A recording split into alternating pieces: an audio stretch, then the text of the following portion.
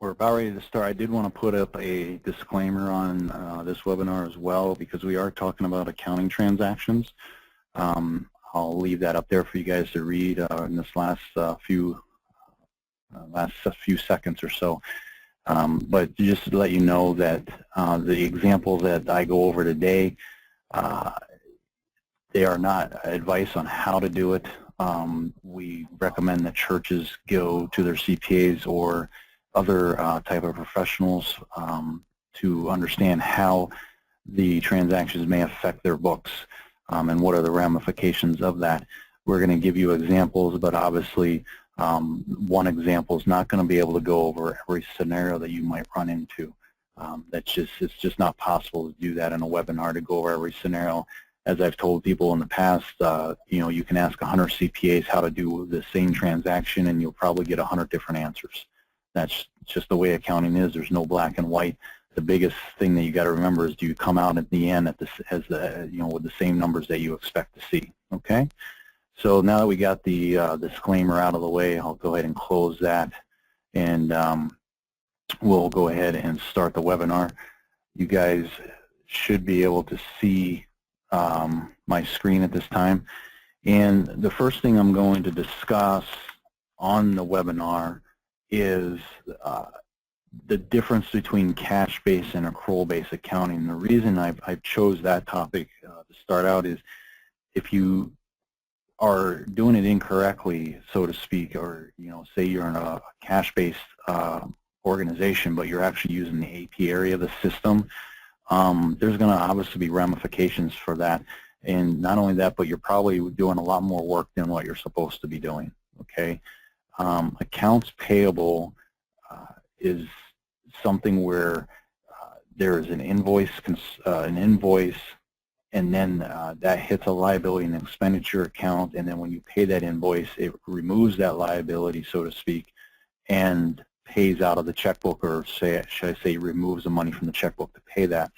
Now, I'm going to bring over a web page here quickly that explains what the IRS has to say about accrual-based accounting. This is actually out on our blog. We do have a blog at churchsoftware.iconcmo.com that you guys can feel free to explore. There's a lot of accounting information out there, and this is one of the posts that we did actually way back in 2012, and it talks about the difference between cash accounting and accrual-based accounting. And what the IRS says about it. When it comes to cash accounting, it's one of those things where it's easier to keep cash method records, and that's actually in IconCMO. I'll show you why it's easier to keep those type of records, especially at the church level. I know a lot of churches use volunteers to do their treasury work or whatever. They don't have a paid staff that actually does the bills. So why make it more difficult for these volunteers to do the work when you don't really need to, okay? Most of the time churches, as it's mentioned here, does not have an inventory, okay? You don't really have an inventory in a church, so that's one of the things that the IRS mentions, that if you do have an inventory, you're probably going to have to use accrual-based accounting. But aside from that, there are ramifications of both.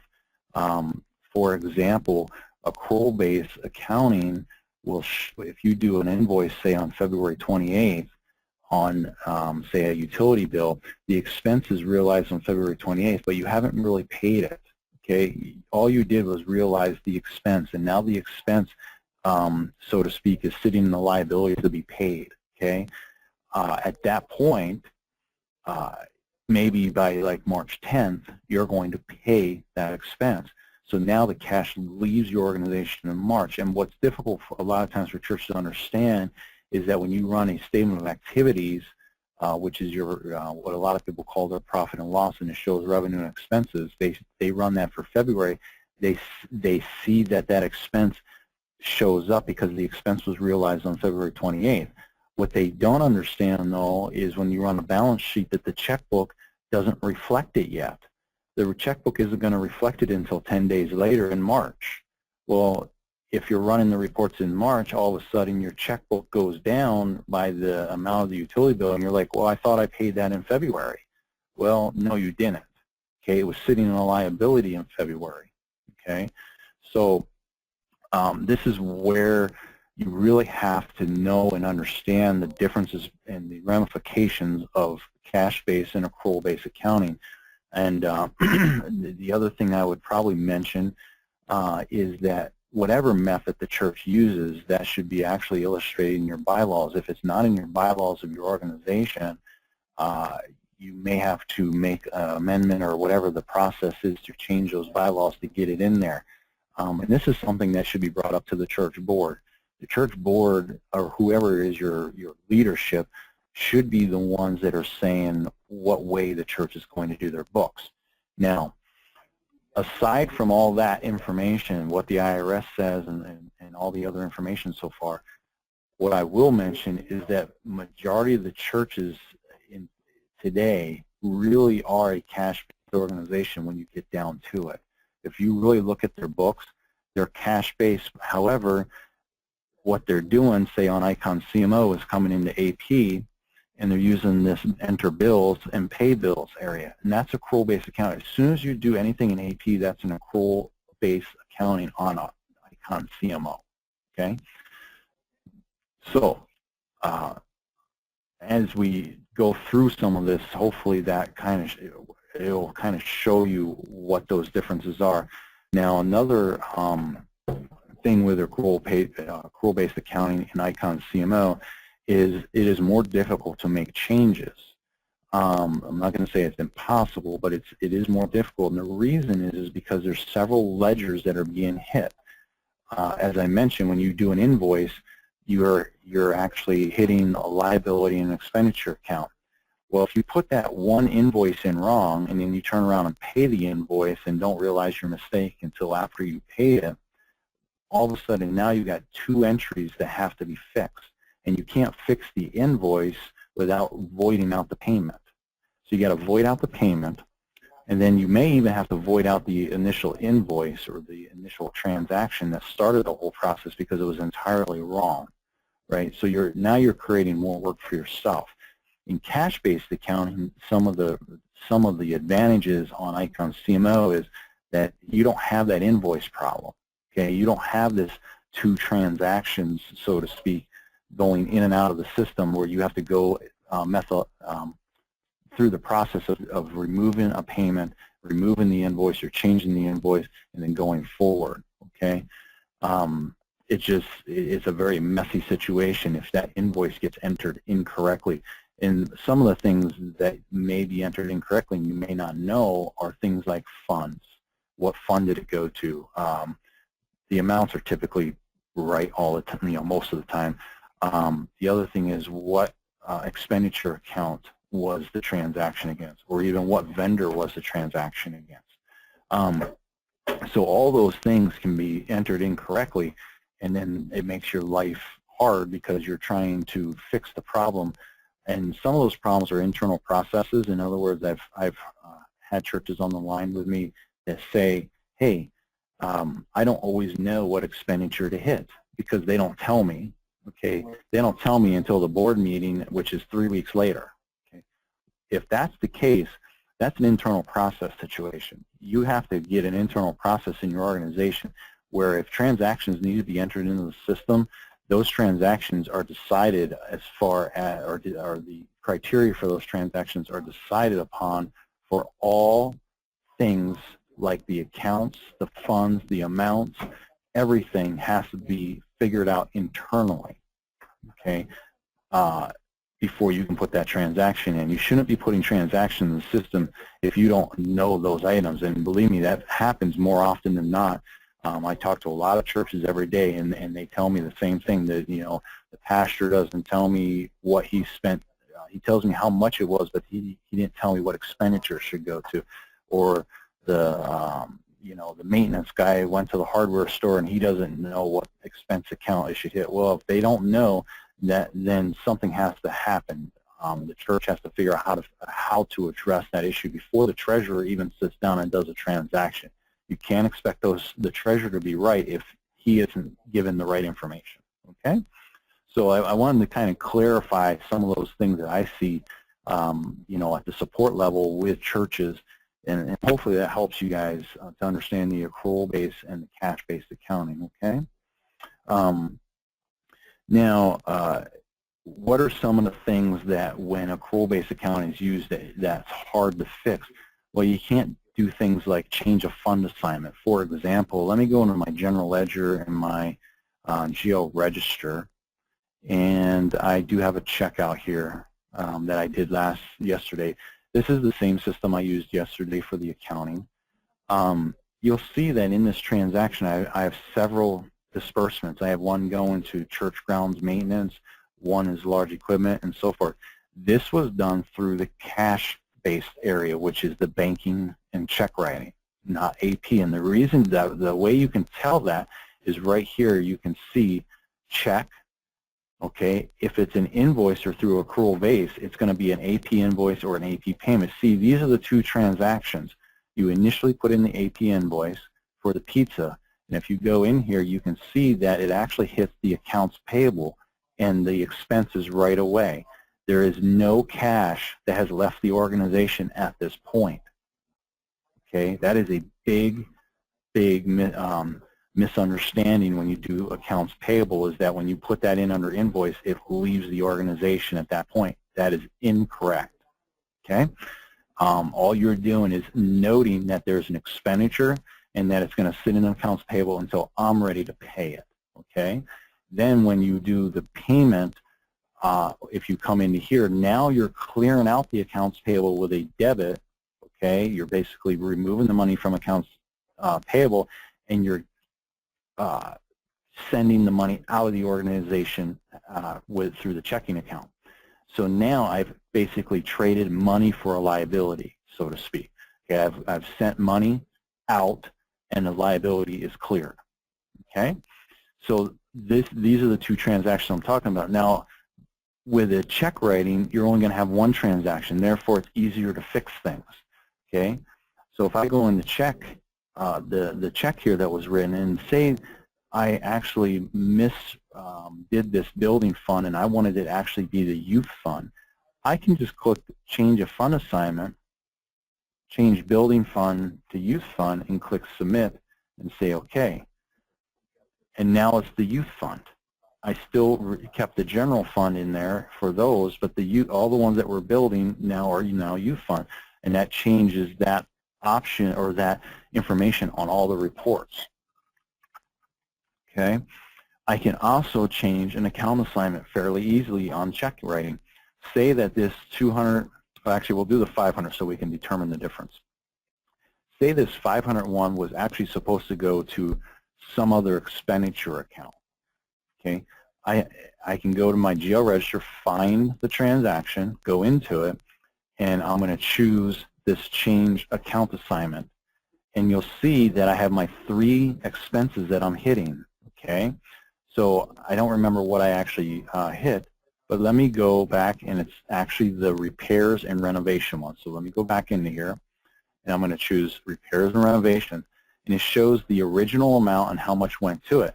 But I'm going to say, you know what, that should have actually went to small tools and equipment.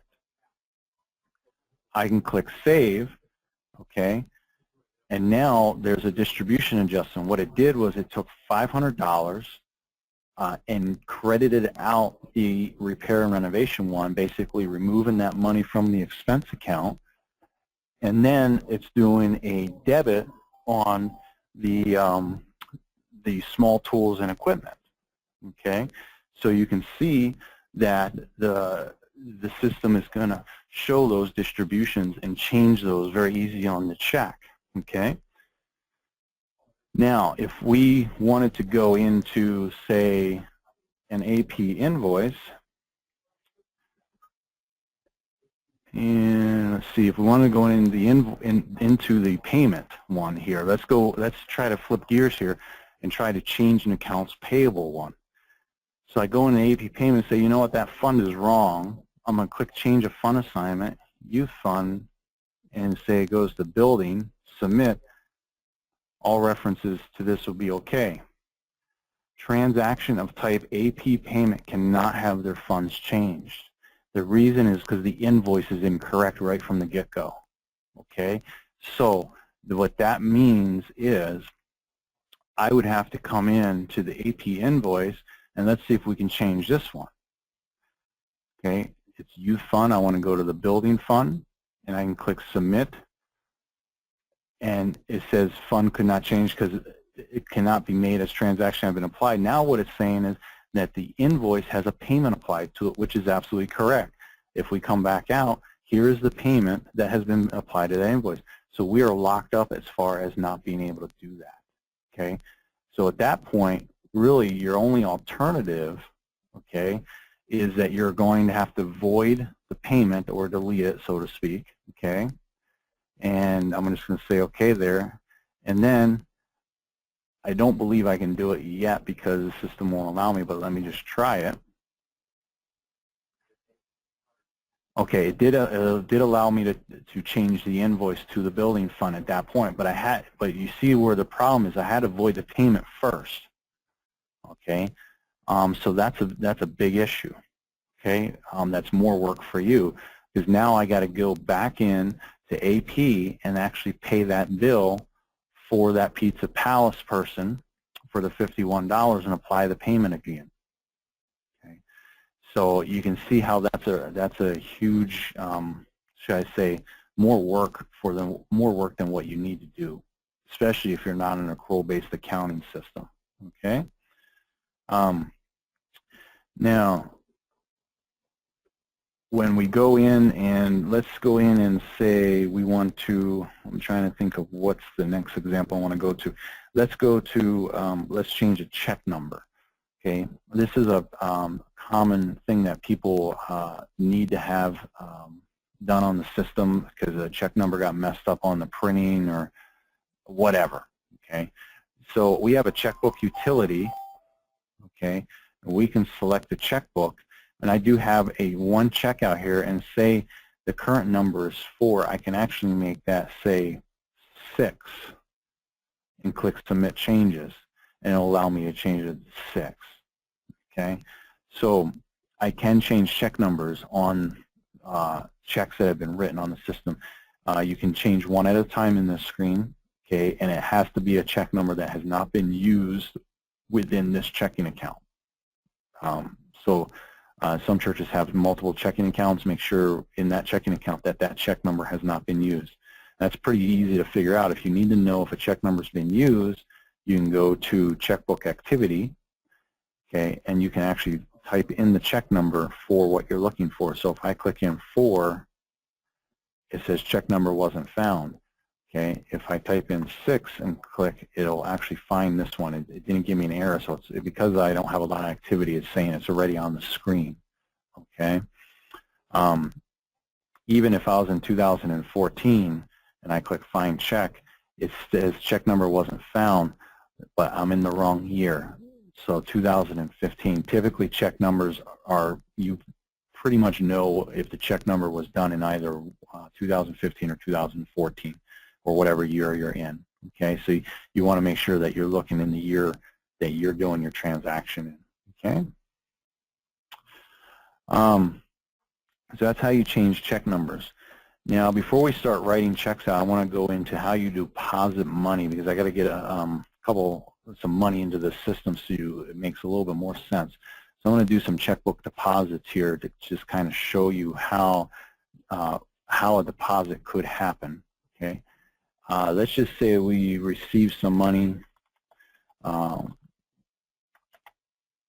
from another organization. Maybe we're a church plant and our main organization gave us $90,000, right?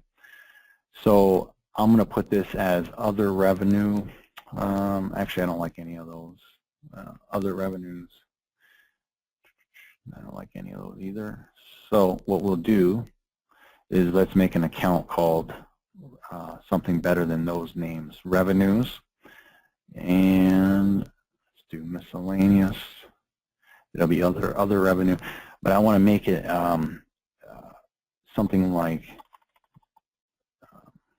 not an installment, but revenues from outside organization. Okay, I'm going to click Save there, and we'll just refresh this now, and we'll put from main organization. Okay, and I will use this one. Now you have a decision to make. What fund is it going to go into? I'm going to choose a general fund for these, just so we can stick with one fund. I may bring in the building fund as well. We'll see how that goes. Actually, no, I will do the general fund and the building fund. So this first one's going to be general fund, and you can type in whatever reference number you want. Let's just say we received it on April 1st, and it was a check. And let's say it was $90,000, okay, and we're going to add that to the window. We also got a deposit from them, and we're going to bring it into the same revenue account, but it's for our building side, and they're telling us that we have to use this to keep our building going, okay, and let's just say that's $50,000, okay. I can keep on adding deposits as needed in here, okay, and I will also do, say, a youth fund to keep our youth organization going, and do a check for, say, $20,000 there, okay? And I'm going to deposit this all into the checkbook, but it's going to be in these various funds, okay?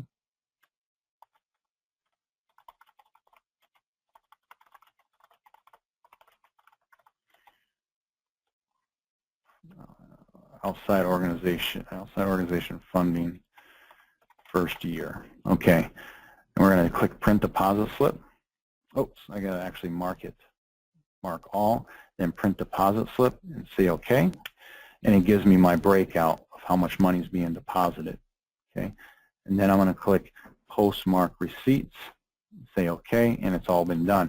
One thing to remember on the accounting side is the buttons are in the order that they have to be done in. So I actually print the deposit slip first.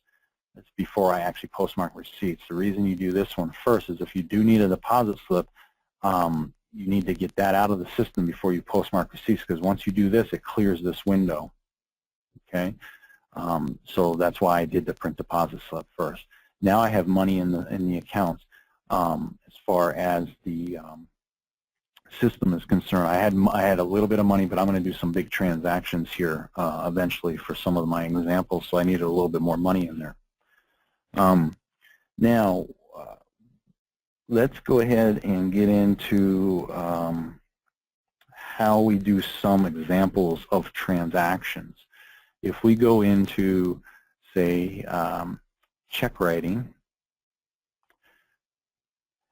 and we don't have a vendor in here that I want to use, so I'm going to actually add a vendor, and we're going to call this Travelocity.com, and you'll see why I'm using them in a minute. And they're out of I don't know, Los Angeles. I have no idea where they're at. And obviously it looks like I am not spelling things either correctly. I think that's how it goes, but we'll see. And their zip code is this, and so forth. And default expense, that's going to be travel, and I'm going to call it transportation, and click add, and I'm going to close that. Now I have them in here. The church decided to buy a bunch of tickets to go on a trip, either for the youth or for the adults, whatever it may be. And let's say the church decided to fund a $10,000 trip. Okay. And the purpose of this trip is the people are going to pay the church back for their portion of the travel. Okay, so the church is basically footing the bill, and then the people that are going on the trip are either going to raise money or pay for the trip themselves, however they get it. But what the scenario is that eventually, with people paying back the church, we should not see an expenditure anymore on the church's side, right? Because if they got reimbursed with the money, the expenditure should essentially go to zero. Okay, so we're just going to put travel in here.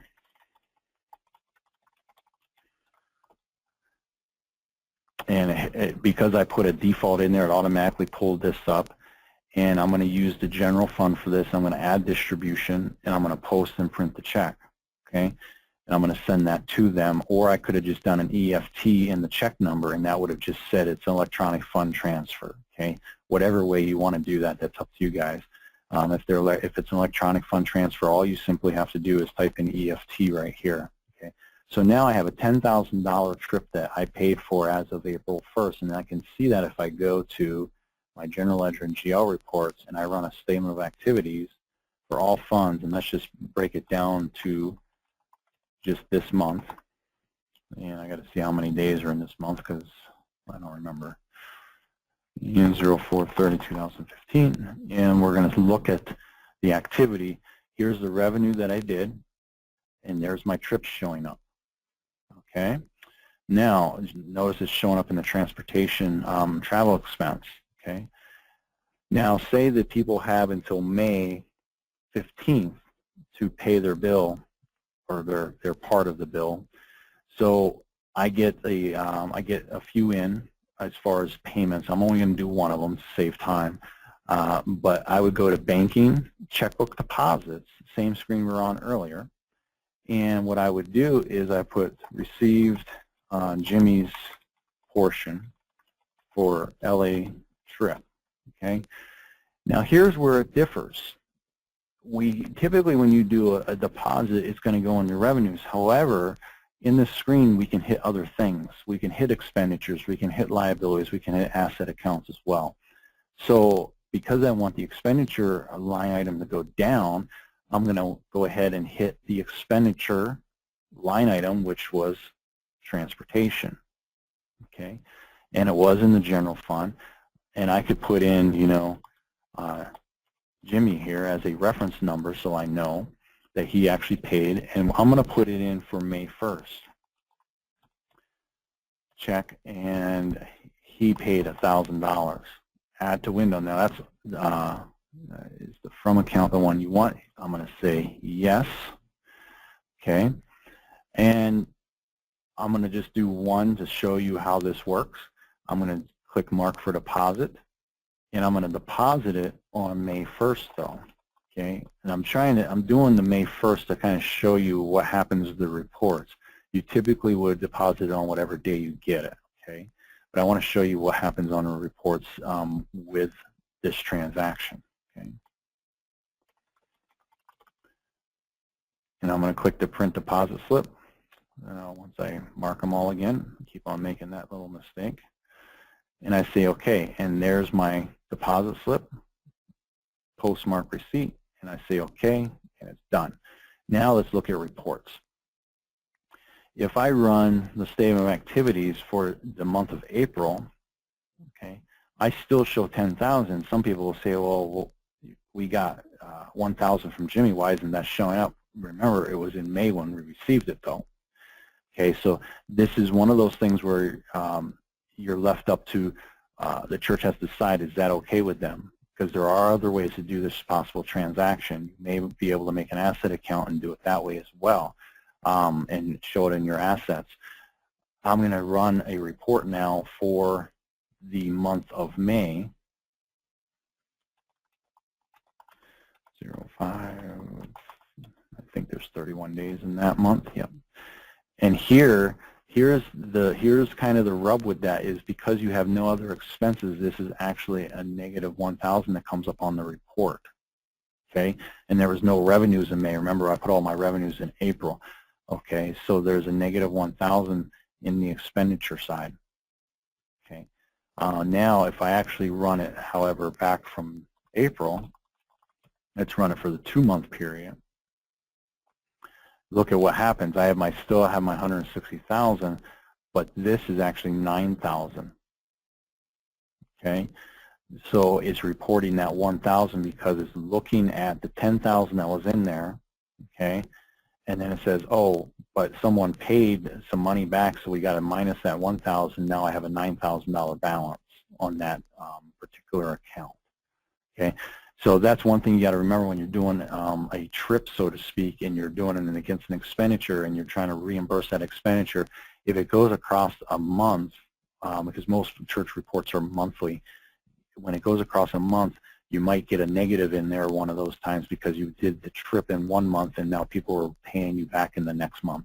Okay, it's totally acceptable, but you just got to realize why it's doing that. You probably have to explain it to people. Okay. The other report that I would probably just kind of look at is the balance sheet. Let's just see what that kind of looks like now. We have the $158,000 in the checking account, the $750,000, the $500,000 from the building, and so forth. What this is basically showing is all those deposits are coming in, right? We do have the $1,000 that also came in against an expenditure, but that's not going to hit a revenue account. It's going to hit that expenditure account. Keep that in mind, okay? And it's the general fund is the one that went up by that. Well, it went down by $10,000, then went kind of back up because you brought that money in again, okay?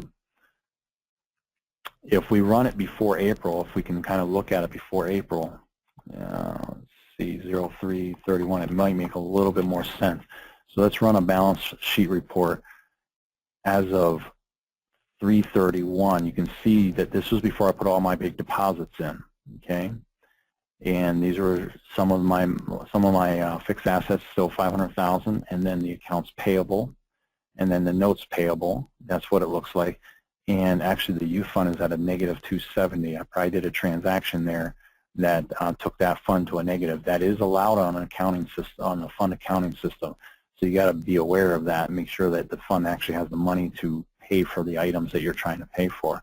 Now, if we kind of keep that off to the side and we run another balance sheet for, say, 04/01, this is when we did all the deposits, okay?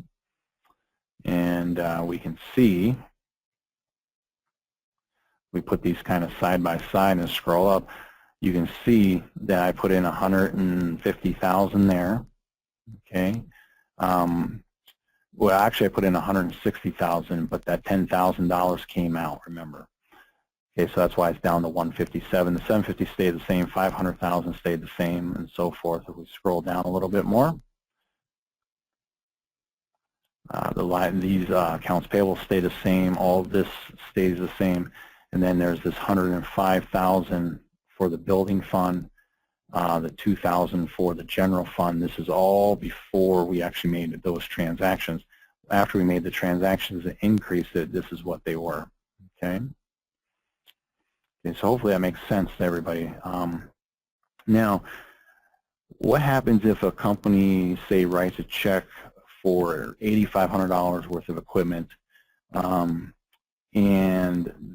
let's see, we're going to basically debit an asset account called equipment, okay, and we're going to also credit the cash, which decreases the balance, okay? So we'll do that in check writing, okay? And when we do check writing, let's make sure that we actually have an asset account for equipment, okay? We do have one called maintenance equipment, so that's good. And let's say we bought that from the groundskeeper, okay, and we paid $8,500 for it. And let's just say it's a tractor. Many times when people write checks, they think that they always have to hit an expenditure account. That's an incorrect on the system, an incorrect assumption. I can actually hit asset accounts. I can hit liabilities, revenues, and so forth. The big thing is you got to just know which one you need to hit. So the asset account and then the maintenance equipment is going to be the one I'm going to use, okay? So I'm going to actually debit the equipment because that increases that line item. You can see the little plus sign right there that increases the line item called maintenance equipment. I'm trading cash for equipment. So my cash needs to go down, my equipment needs to go up. Right? We have these plus and minus signs next to debit and credit all over the system. So if you ever are, don't quite know which way the account should go or which debit, is it a debit or a credit, should I say, you can always look at the plus and minus, and it tells you what way the account's going to go down. Okay, so I'm going to go ahead and say that's actually going to be under the building fund. It's going to own it. And now, because I'm doing it in the checkbook, on the other side of that transaction is the credit, and the checkbook will take care of that because the system already knows you're in the checkbook. I'm going to click Post and Print and say OK. And now I should be able to go to Maintenance Equipment under General Ledger, GL Register, or excuse me, GL Account Activity, and I should be able to see Maintenance Equipment for $8,500. Okay. And at the same time, my checkbook went down by $8,500. Okay, so that's how you would do a check to an asset. You know, if you buy an asset, especially a large asset, something that's expensive. Okay. The next example is if we were to write something out for office equipment or office supplies. That's a pretty easy example. Again, I'm going to basically write it out to, well, let's just say it's AT&T. They're our office supply people. It's $100. Who's office supplies there. The general fund's going to pay for it. Add the distribution. I'm going to post and print that check, and that's how simple it is to do. Just a very typical transaction for office supplies or any other type of things like that. Okay. Now the next example is, hopefully I get it right, is going to be we're going to write a loan payment out for that equipment, or excuse me, I'm going to make a loan on the system. Okay, we need to get something out there for a loan, and then I'm going to basically make a payment against it. Okay, so typically what we're going to do is, let me think that through.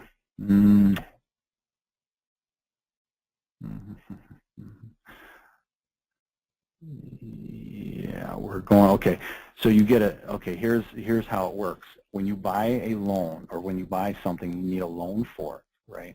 The first step you're going to probably take is you're going to go to Journal Entries, okay?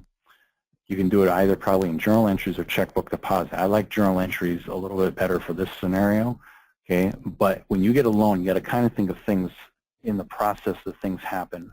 When you get a loan, the bank gives you money, right? So you've got to record that transaction first, okay?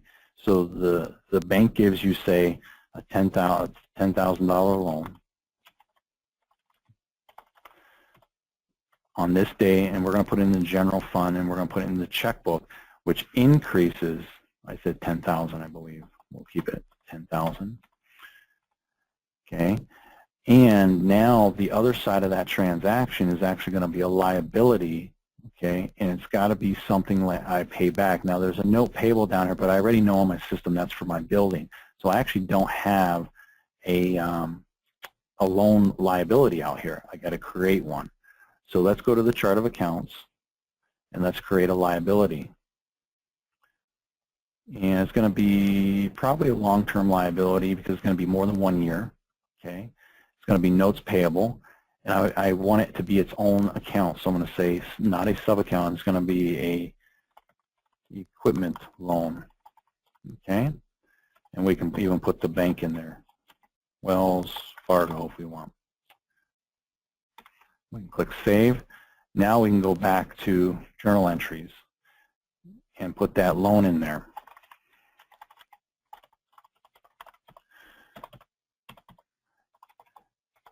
And we're going to hit the checkbook,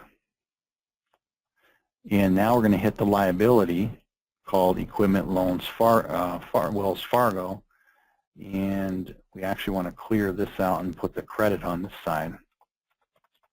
Now my transaction's even. The reason is because the money is in this, you're bringing the money into your checkbook, right? It's not a revenue to you, it's a loan, okay? So you're increasing your checkbook by debiting it, and then you need to set up the loan itself under the liability so you can pay it back, okay? You obviously owe that money. So now we're going to click post that entry. Now we want to pay something. It's a month later in May, and we want to pay something against that loan. So now I can go to banking, check writing, and let's just say, let's add another vendor so it doesn't get too confusing there. Let's just say it's a Wells Fargo, North Dakota, 58107, USA, and so forth. And I'm going to close that and choose Wells Fargo. Now, the total loan is, let's just say it's 1,000, well, not 1,000, that's too much for $8,000 loan or $10,000 loan. Let's say it's $500, okay? And we're going to say it's May. I do got to change my date up here.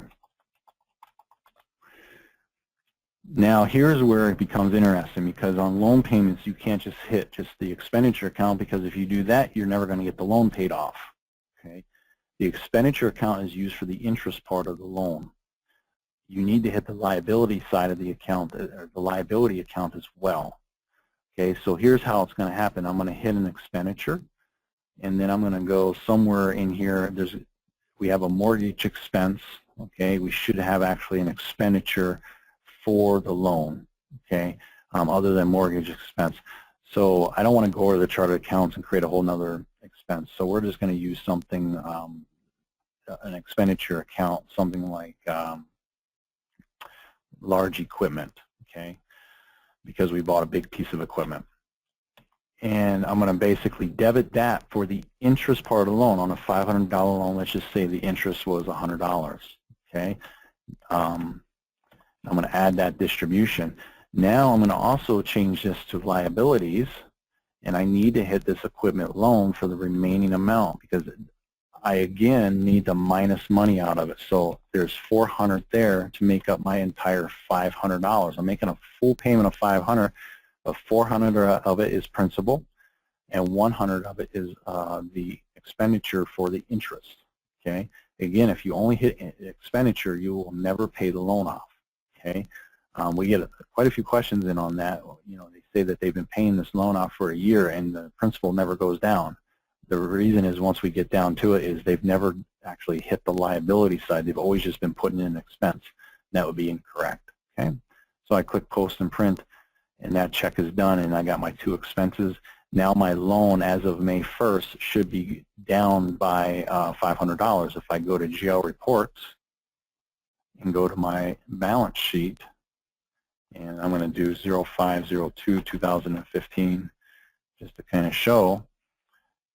My maintenance equipment was $8,500 for my asset. That's my initial buy of that.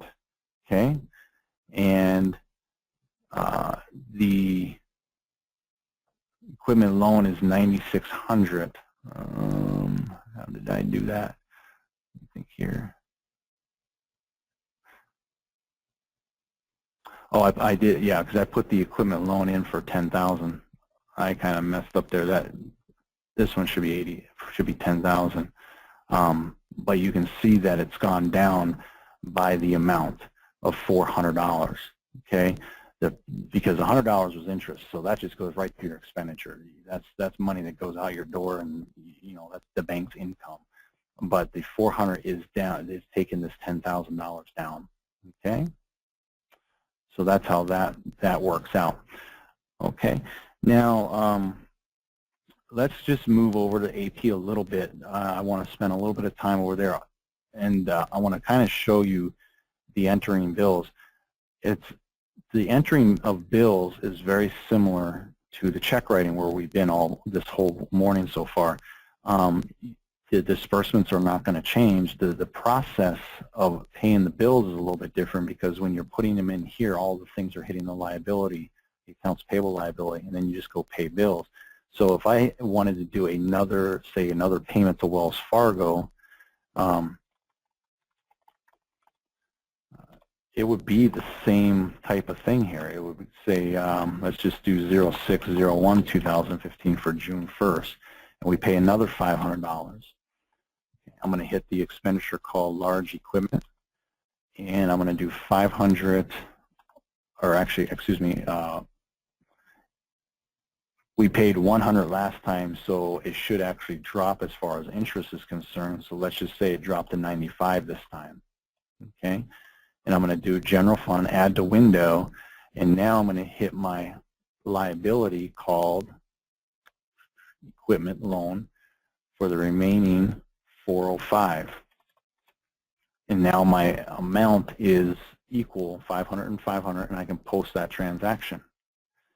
Here's where it's different, is that there's very little, let me back up, there's little difference between this screen and the check writing screen.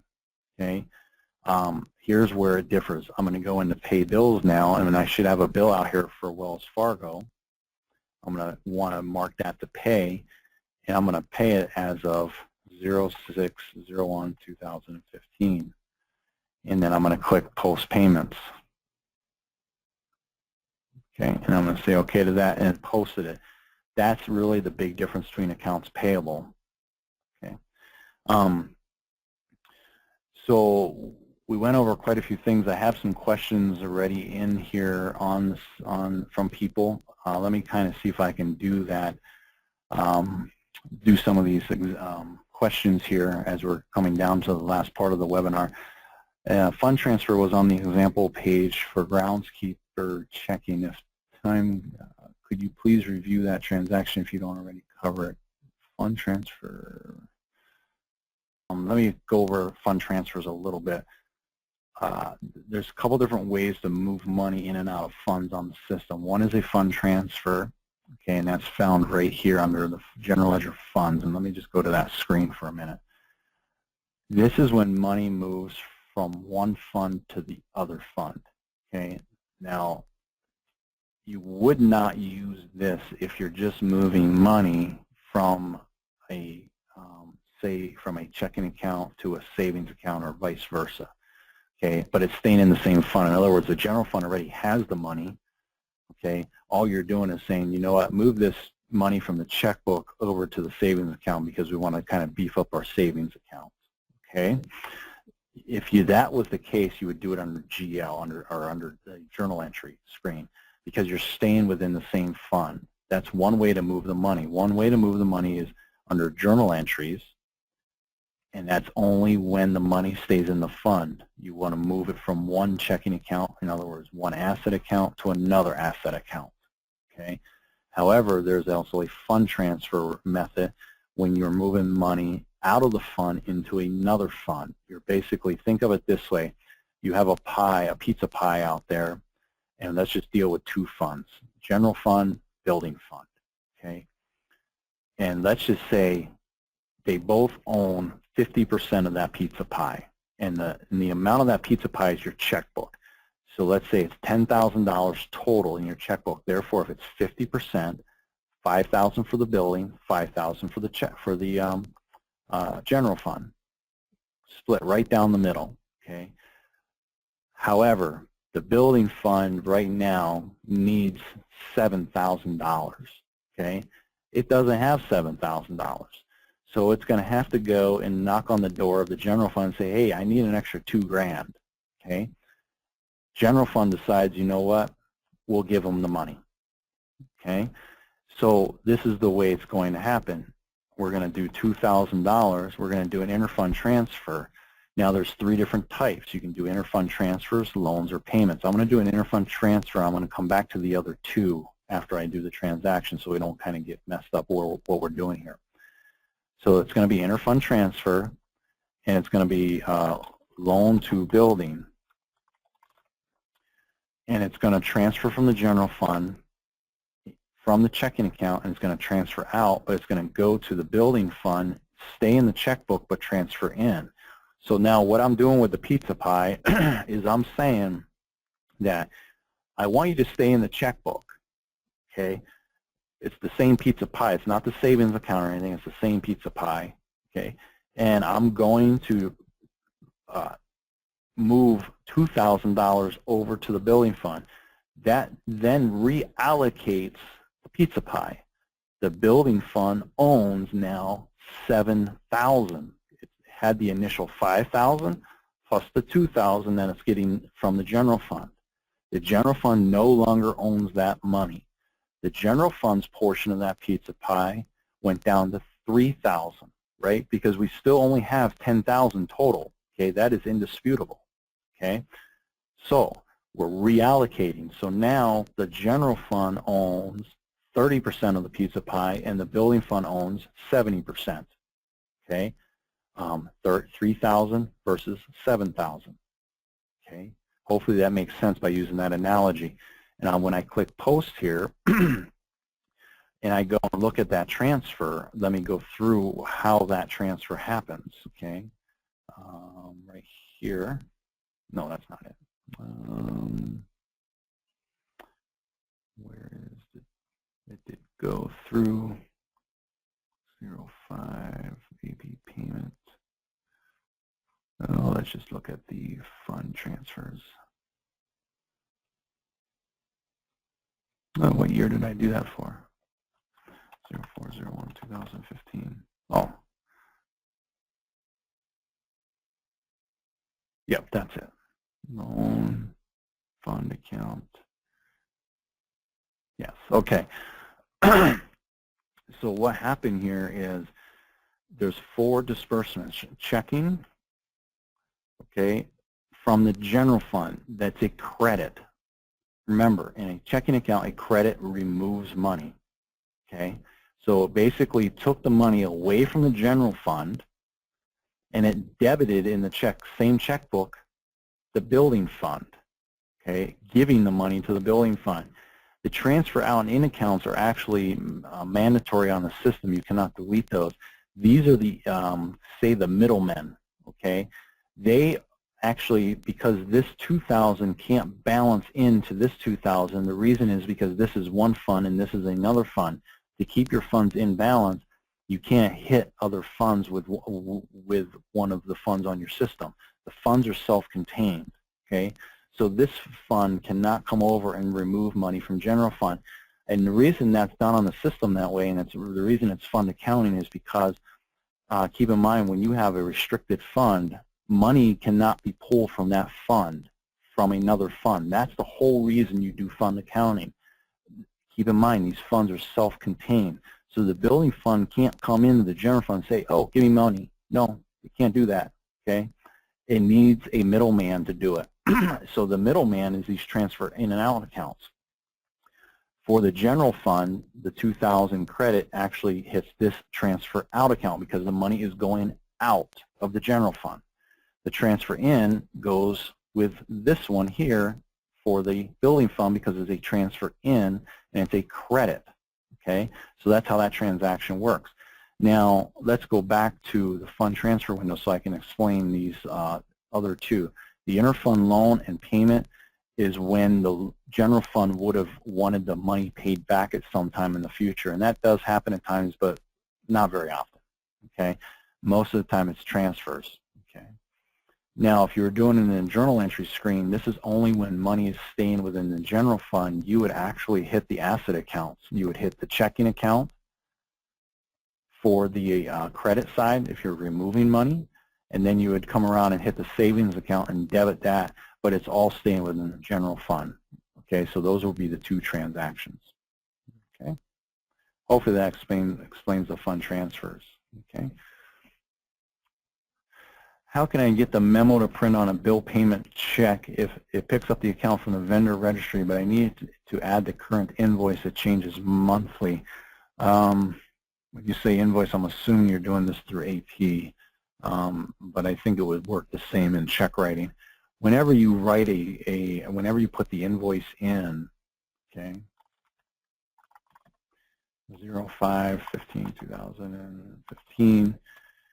Yeah, let's just say $50 for charity expense.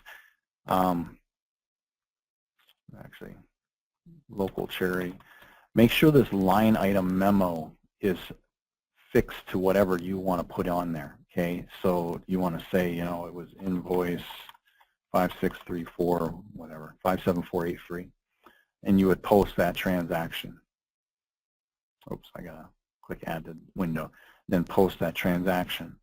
And by putting that line item memo, many times we pick up these little ... and these are the accounts in the GL side. The reason is because people wanted something automatically filled in case they forgot. But if you don't go in here and actually remove what's in here and put in what you want, that's what prints. Okay. So it's better to. The reason we put that into the system is to save on typing, and to alleviate the problem with the users having no line item memos anywhere. Okay.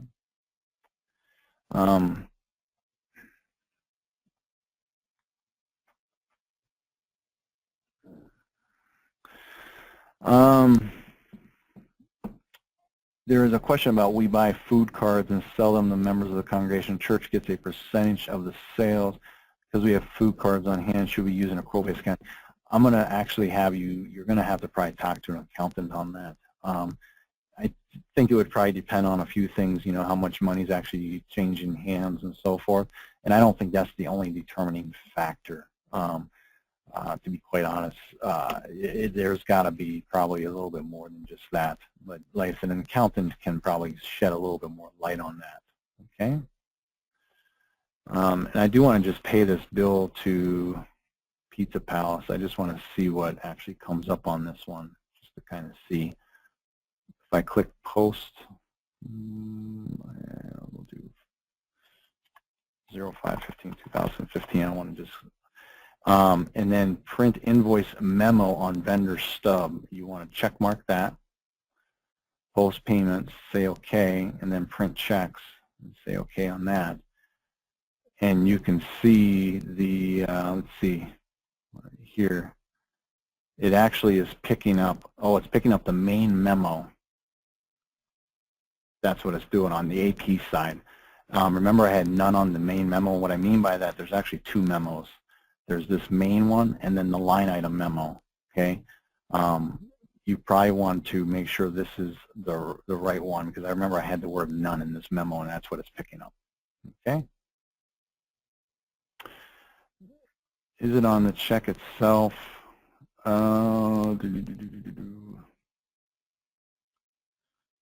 Morehead, Pizza Palace. It doesn't look like it picks up on the check. And I'm not sure. I'd have to look at it and see why that's not picking up on the check. There's probably a reason why that's not doing that.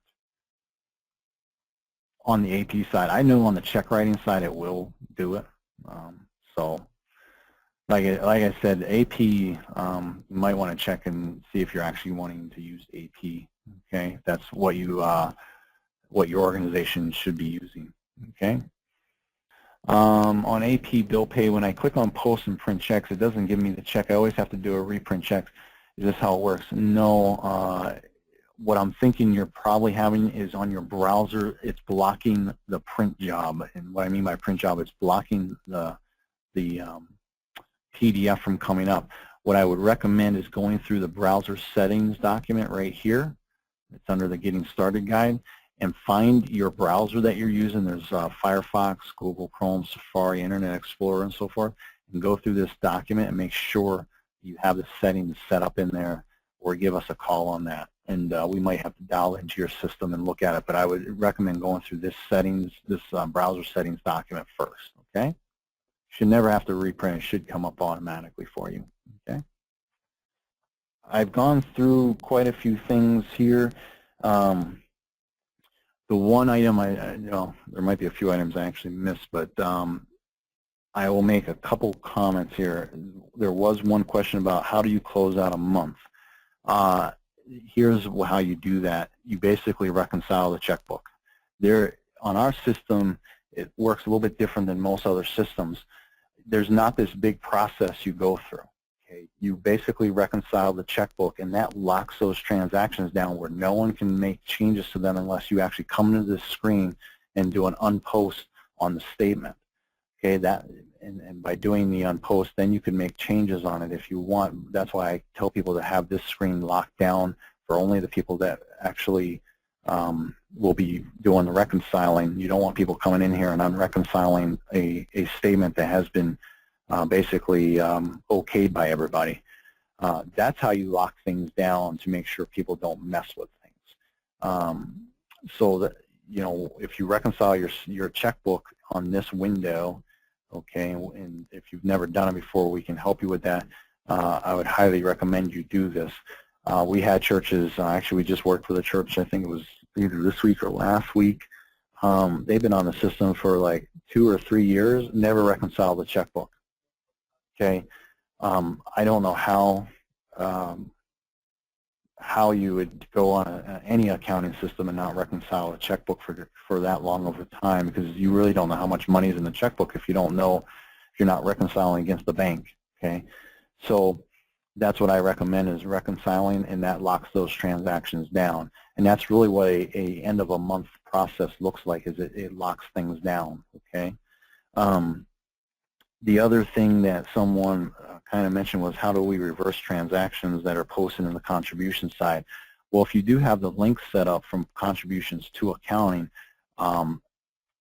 what I tell treasurers is if something is wrong on the accounting side and it came from the contribution entry window, don't make the changes on the accounting side. Have the contribution secretary fix it. The reason I say that is because it's easier for her to basically come in here and reverse the posting of the journal, fix the mistake, and repost. Okay, so if I just do a quick batch in here and put in, do I not have, oh, I don't have any envelopes in here. No, that's fine. We'll just do a year-end 2014 to 2015, copy envelopes. Oh, batches exist. Oh, that's fine too. I will go ahead and remove that batch, delete, and process request.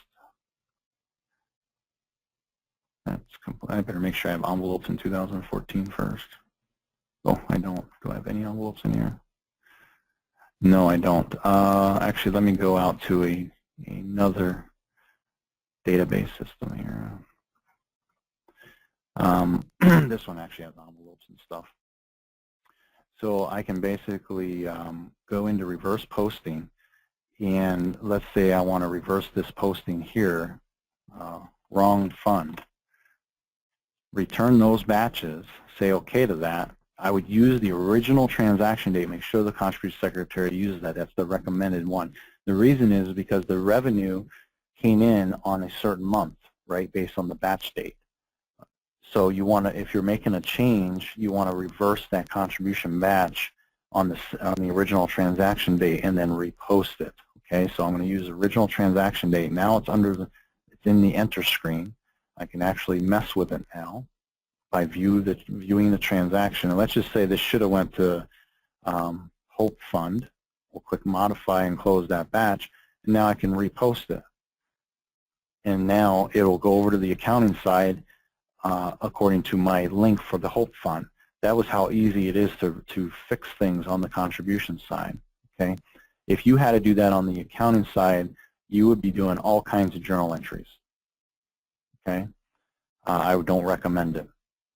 Okay, so that's another question that was there, and I will let you know. I didn't let you know at the beginning. There is a church leadership guide out here. I let you know on the other webinars, but since this is accounting under our website, Church Guide, there's a Fund Accounting for Church Leadership. I recommend highly reading that. That's another resource for everybody, okay, in case you weren't on my previous webinars where we pointed that out. If there's any other questions, I'll entertain those. I don't see any questions in the queue. And if I don't see any questions, then we'll go ahead and end the webinar.